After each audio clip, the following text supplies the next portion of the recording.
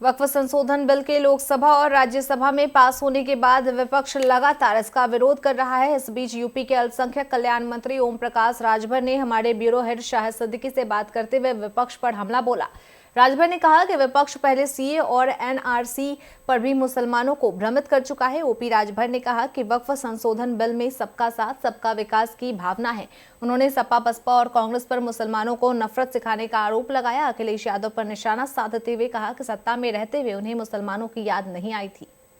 वक्फ संशोधन बिल लोकसभा के बाद राज्यसभा में भी पास हो गया। हमसे ज़्यादा बात करने के लिए उत्तर प्रदेश सरकार के अल्पसंख्यक कल्याण मंत्री ओम प्रकाश राजभर जी, विपक्ष लगातार कह रहा है कि मुसलमानों की ज़मीन को हड़पने का काम इस बिल से होगा। और मायावती ने कहा बहुत जल्दबाजी थी सरकार को, इतनी जल्दबाजी करके इतनी जल्दी बात पेश करने की क्या ज़रूरत थी।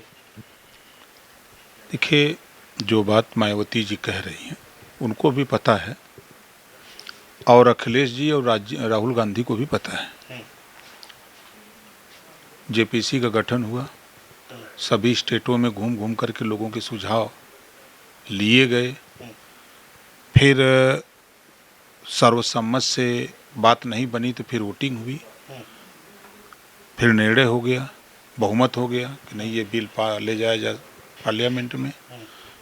फिर लोकसभा अध्यक्ष के सामने पेश हुआ, फिर उस पर चर्चा हुई, डिस्कस हुआ आपस में, फिर उसके बाद तब फिर वो बिल लोकसभा में लाया गया। पहले तो हम तो नहीं समझ रहे हैं कि अखिलेश जी की ज़मीन है का वक्फ में, या वक्फ की ज़मीन बेचने वाले लोग, गरीब कमज़ोर मुसलमानों का हक लूटने वाले लोग अखिलेश जी के साथ हैं या राहुल गांधी जी के साथ हैं। ये तो यही साबित होता है। बराबर शिकायतें आती हैं कि वक्फ बोर्ड की संपत्ति को अवैध तरीके से बेचा जा रहा है, संपत्ति अर्जित किया जाता है। ये कौन लोग करते हैं? वो मजबूत मुसलमान गरीबों के हक को लूटते हैं। वक्फ की संपत्ति पर सभी मुसलमानों का हक है, न कि कुछ लोगों का हक है।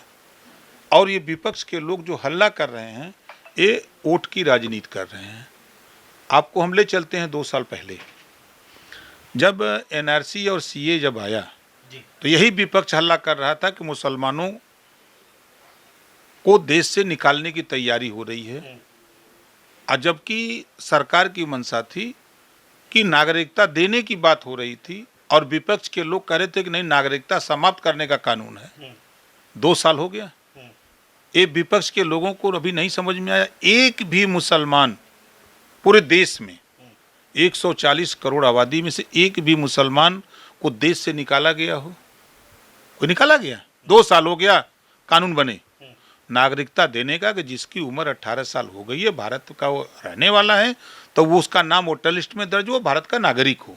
नागरिकता देने का कानून था। उस समय भी विपक्ष ने विरोध किया, और आज जो विरोध कर रहा है, वक्फ बोर्ड की संपत्तियों को इनके लोग बेच करके लाभ लेते थे, औने पौने दामों में बेचते थे दिखाने के लिए, और दूसरे रास्ते से पैसा कलेक्ट होता था।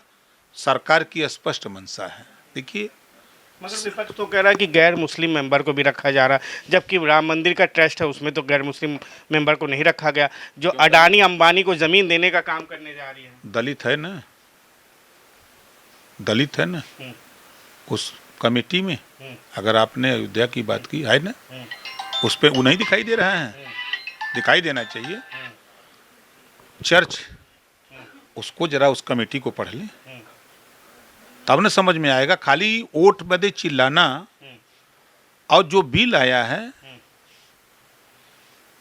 किसी की प्रॉपर्टी को, पुराने बिल में पावर है, किसी की प्रॉपर्टी को वक्फ बोर्ड के लोग जाके कह दें कि मेरी संपत्ति है, तो फिर उसको ले जाकर के वो वक्फ ट्रिब्यूनल कोर्ट में दाखिल करेंगे। अंतिम निर्णय वही जो हो गया हो गया। सरकार क्या नया बिल लेके आई है? किसी की प्रॉपर्टी को अगर वो कह रहे हैं कि हमारी संपत्ति है, वो अगर वक्फ ट्रिब्यूनल कोर्ट में ये मामला जा रहा है, वहाँ से अगर फैसला उसके खिलाफ हो गया, तो वो रेवेन्यू कोर्ट जाए, सिविल कोर्ट जाए, हाई कोर्ट जाए, सुप्रीम कोर्ट, उसको लड़ने का, अपनी बात कहने का जहाँ तक उसकी क्षमता वहाँ तक। ये कौन सा विरोध है? दूसरा है अल्पसंख्यक अगर ये भी न समझ में आवे तो संविधान में 4 वर्ग है। सामान्य वर्ग, इसमें तो अल्पसंख्यक नहीं आता।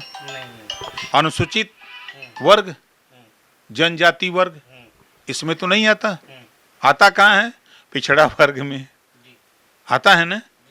तो जब पिछड़ा वर्ग में आता है तो पिछड़ा वर्ग में कैटेगरी बनी अल्पसंख्यक, कैटेगरी बनी अल्पसंख्यक, यही ना है। तो अल्पसंख्यक में सिख, ईसाई, जैन, फारसी नहीं आता है, उसका अधिकार नहीं है। किस मुंह से ये लोग बोल रहे हैं? यही तो बात है कि पुराने बिल में यह है कि गैर मुस्लिम धर्म वो उनको नहीं मानते, हम अल्पसंख्यक मानते हैं।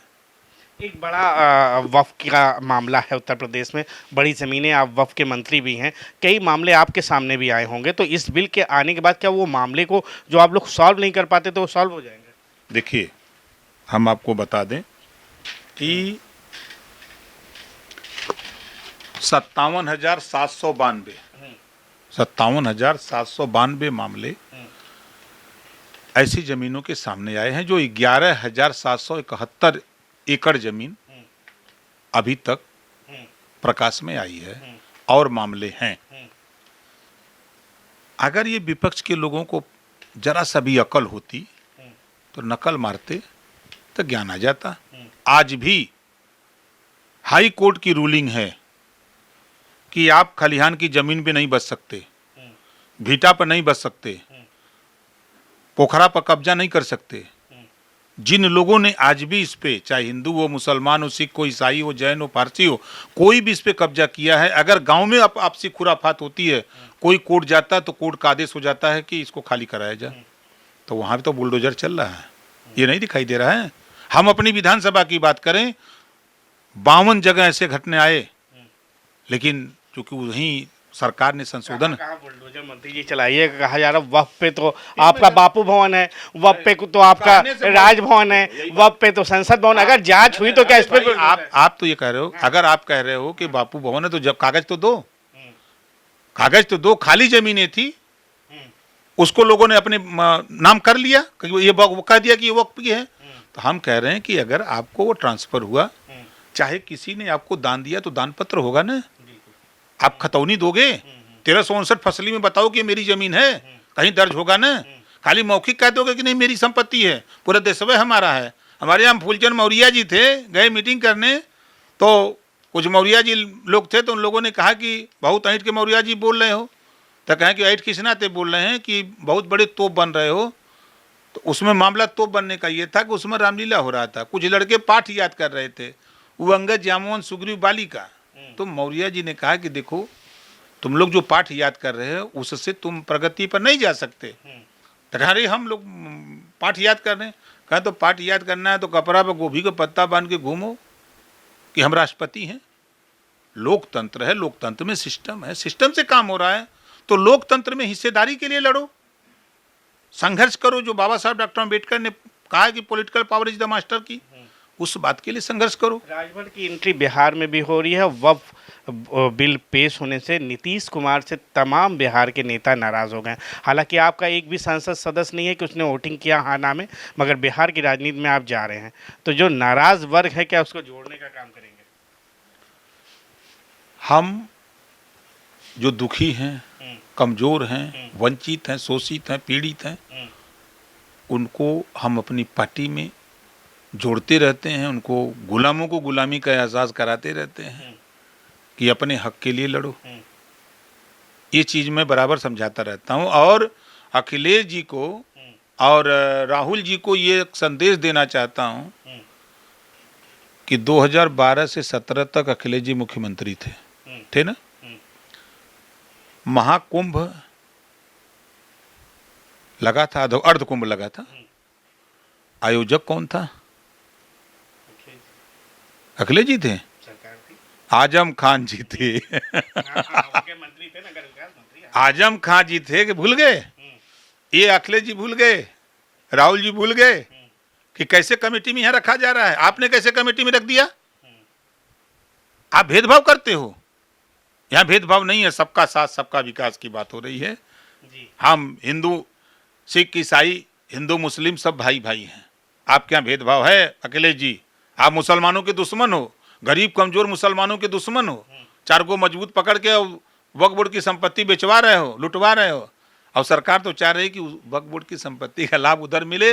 और जहां तक बिहार का सवाल आपने किया है, तो बिहार में एक बड़ी ताकत भारतीय समाज पार्टी ने पैदा की है।